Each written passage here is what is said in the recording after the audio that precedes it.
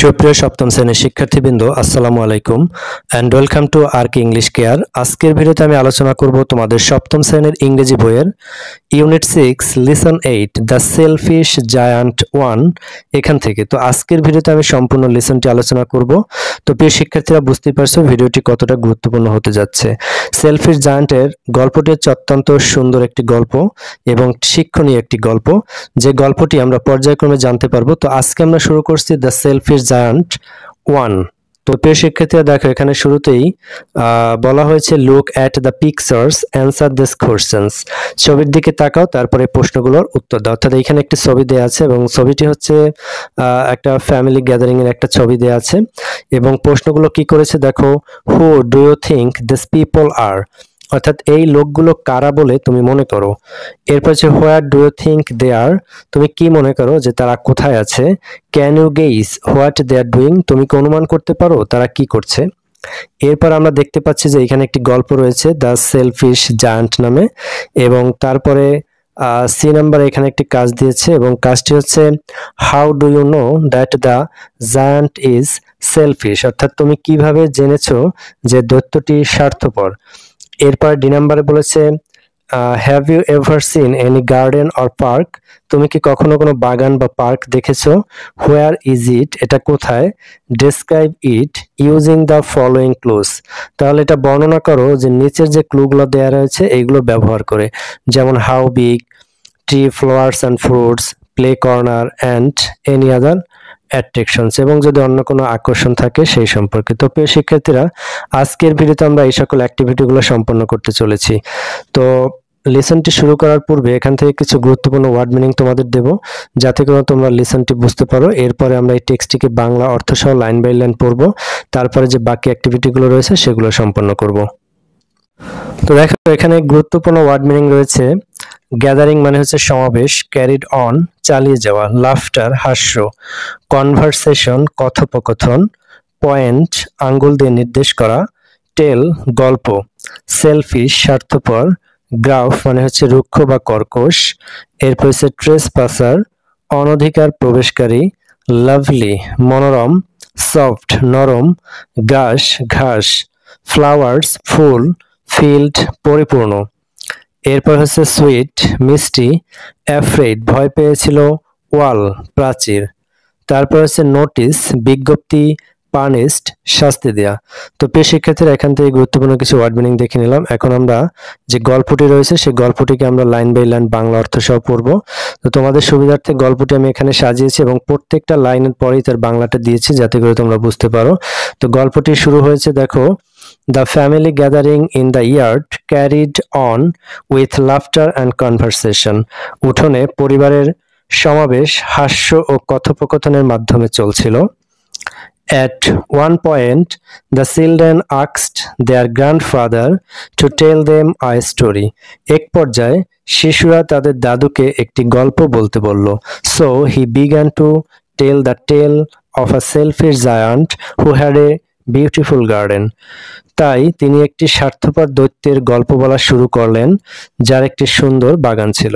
প্রিয় শিক্ষার্থীরা, এখানে TELL টেল মানে হচ্ছে বলা, এটি একটি ভার্ব, এবং TALE টেল মানে হচ্ছে গল্প, এটি একটি noun.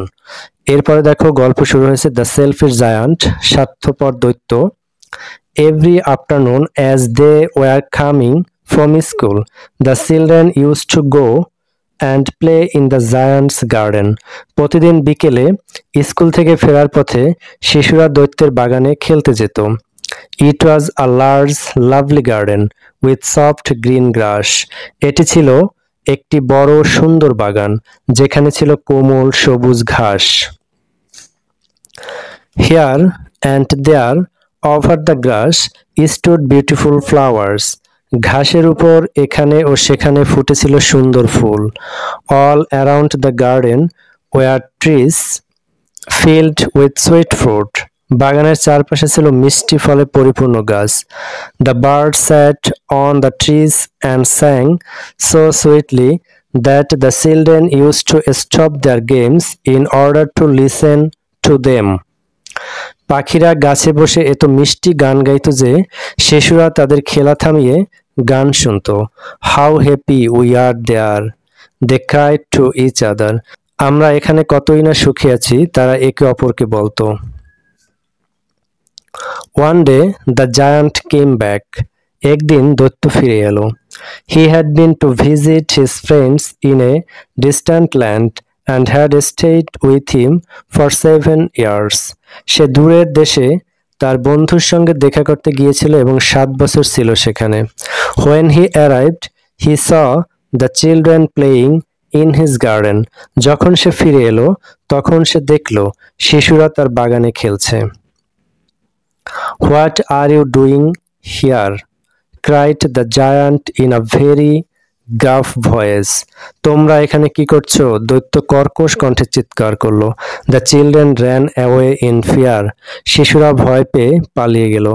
My own garden is my own garden, said the giant. আমার নিজস্ব বাগান তা আমারই, দৈত্য বলল। এরপর বলছে দেখো, I will allow nobody to play in it but myself. আমি কাউকে এখানে খেলতে দেব না, শুধু আমি খেলবো। So he built a high wall all around the garden and put up a notice. তাই সে বাগানের চারপাশে উঁচু দেয়াল তৈরি করলো এবং একটি বিজ্ঞপ্তি লাগিয়ে দিল। সেই বিজ্ঞপ্তিটি কি? Trespassers will be punished. অনধিকার প্রবেশকারীদের শাস্তি দেয়া হবে। তো প্রিয় শিক্ষার্থীরা, আজকের লিসনের গল্পটা এতটুকুই। বাকি গল্প দেখতে হলে আমাদের পরবর্তী লিসনের ভিডিও দেখতে হবে। তো প্রিয় শিক্ষার্থীরা, টেক্সটটিকে আমরা বাংলা অর্থ সহ পড়লাম।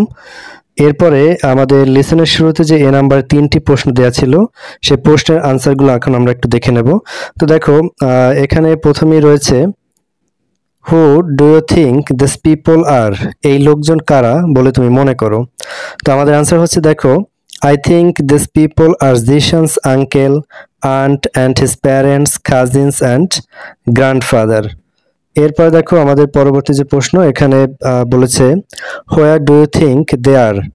I think they are sitting in their yard or garden. আমি মনে করি যে তারা তাদের উঠোন অথবা বাগানে বসে আছে। তো অ্যাকচুয়ালি এটি আসলে উঠানই হবে, কারণ আমরা এর পূর্বের লিসন থেকে জেনেছিলাম যে পরিবারের সদস্যরা সবাই মিলে কিন্তু আসলে তারা উঠানে বসে গল্প করছে মধ্যরাত পর্যন্ত। তো এরপর দেখো 3 নম্বর প্রশ্ন করেছে এখানে, can you guess what they are doing? তুমি কি অনুমান করতে পারো যে তারা আসলে কি করছে? তো এখানে আমাদের আনসার হচ্ছে দেখো, they are listening to a story told by their grandfather. তারা দাদুর কাছ থেকে গল্প শুনছে। অর্থাৎ এখানে শিশুরা কিন্তু তার দাদুর কাছে আবদার করেছিল যে তারা একটি গল্প শুনতে চায়, এবং এর ফলে কিন্তু দাদু কিন্তু তাদের এই যে দ্য সেলফিশ জায়ান্টের গল্প শুরু করেছিল। তো প্রিয় শিক্ষার্থীরা, লিসনের শুরুতে যে 3টি প্রশ্ন ছিল তার অ্যান্সার তোমরা পেয়েছো, আশা করি বুঝতে পেরেছো। তো এরপরে বাকি যে অ্যাক্টিভিটিগুলো রয়েছে তার অ্যান্সার আমরা এখন একটু দেখে নেই। তো আজকে এরপরে সি নাম্বারে যে আমাদের একটি কাজ দিয়েছে সেই অ্যান্সারটা আমরা একটু দেখে নেব। সি নাম্বারের প্রশ্ন ছিল, how do you know that the giant is selfish? অর্থাৎ তুমি কিভাবে জানতে পেরেছো যে দৈত্যটি স্বার্থপর? আনসার হচ্ছে, we know that the giant is selfish because he did not allow the children to play in the garden. আমরা বুঝি দৈত্যটি স্বার্থপর কারণ সে শিশুদের বাগানে খেলতে দেয়নি। তো এই কারণে আসলে আমরা বুঝতে পারি যে এই দৈত্য একটি স্বার্থপর দৈত্য ছিল। তো এরপরে ডি নাম্বারে যে আমাদের একটি প্যারাগ্রাফ লিখতে বলেছিল, অর্থাৎ প্রশ্নটা ছিল যে তুমি কি কোনো পার্ক বা বাগান দেখেছো? যদি দেখে থাকো তাহলে সেটা কোথায়, এবং নিচে কিছু ক্লু দেওয়া ছিল, সেগুলো মেনটেন করে একটা প্যারাগ্রাফ লিখতে হবে। তো সেটি আমরা এখানে সাজিয়েছি। দেখো এখানে বলেছে, yes I have seen a beautiful garden near our school. হ্যাঁ, আমি আমার বিদ্যালয়ের কাছে একটি সুন্দর বাগান দেখেছি। It is a medium sized garden with lots of open space where children can play freely. এটি হচ্ছে একটি মাঝারি আকৃতির বাগান যেখানে অনেক খোলা জায়গা রয়েছে এবং শিশুরা মুক্তভাবে খেলাধুলা করতে পারে। There are many tall trees that give shade and colorful flowers bloom all around. সেখানে রয়েছে অনেক লম্বা লম্বা গাছ রয়েছে যেগুলো ছায়া দেয় এবং চারিদিকে রঙিন ফুল ফুটে আছে। Some fruit trees like mango and guava are also found there. সেখানে কিছু ফলের গাছ যেমন আম ও পেয়ারা গাছ রয়েছে।